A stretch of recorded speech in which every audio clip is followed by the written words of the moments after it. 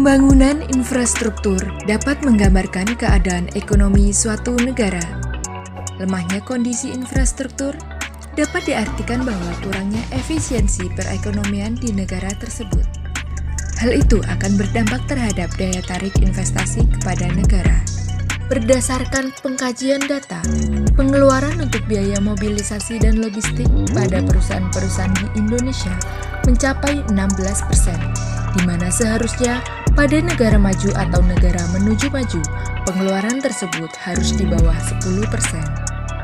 Talkshow Ngobras atau Ngobrol Cerdas yang diselenggarakan oleh Sinar Media Indonesia Group dan Indonesian Care Forum pada Senin, 22 Maret 2021, di Radio Muara Jakarta menghadirkan 3 narasumber yaitu pengamat kebijakan publik sekaligus pelaku bisnis Syaiful SH, politikus Golkar Camelia Panduwinata Lubis, dan Inggar Saputra selaku akademisi Universitas Jakarta.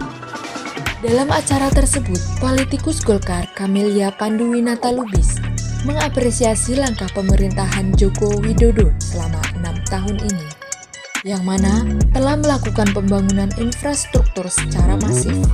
Terlebih, pemerintah tidak hanya membangun infrastruktur di Pulau Jawa, melainkan dilakukan pemerataan pembangunan di seluruh Nusantara.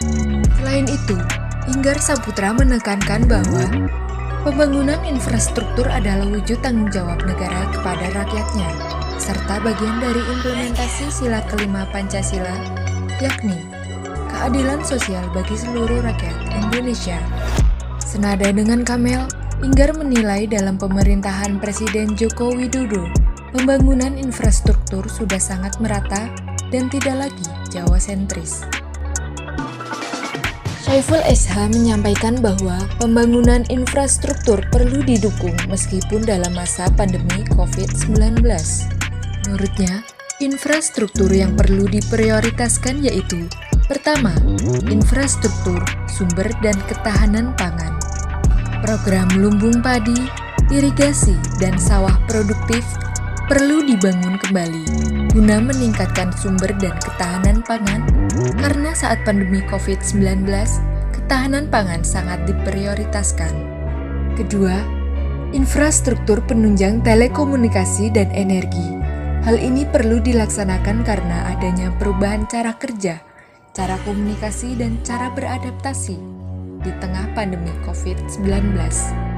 Salah satunya, bekerja dengan sistem work from home.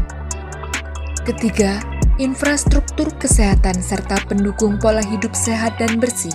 Dan yang keempat, infrastruktur penunjang sektor pariwisata dan ekonomi kreatif.